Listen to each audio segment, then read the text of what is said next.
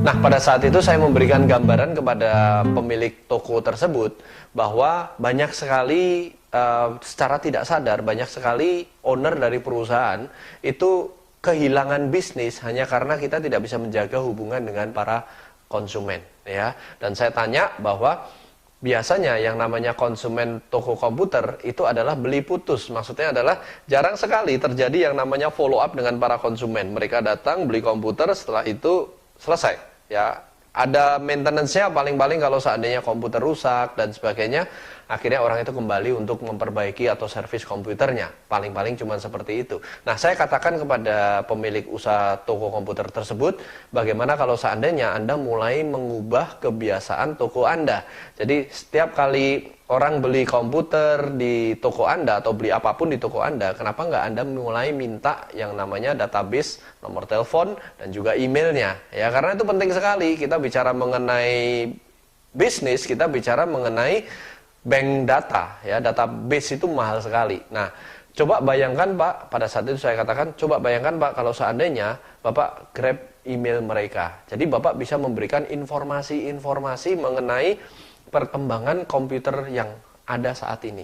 Karena biasanya orang membeli PC komputer itu jangka waktu pembelian berikutnya itu butuh waktu mungkin 1 tahun, 2 tahun, bahkan kadang-kadang 3 tahun belum tentu ganti komputer. Betul?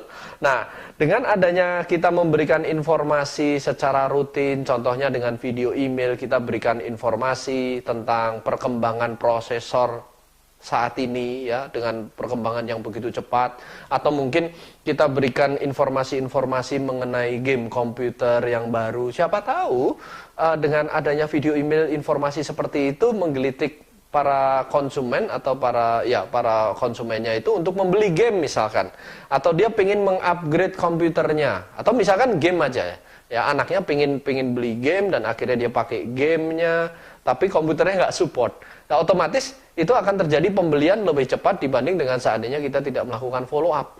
Ya, bayangkan pada saat itu saya memberikan ilustrasi seperti orang memiliki BlackBerry, ya. Anda bisa bayangkan saat ini kenapa kok BlackBerry-nya belum rusak, orang sudah ganti. Ya, padahal BlackBerry-nya masih bisa berfungsi. Nah, kenapa? Karena informasi sebenarnya.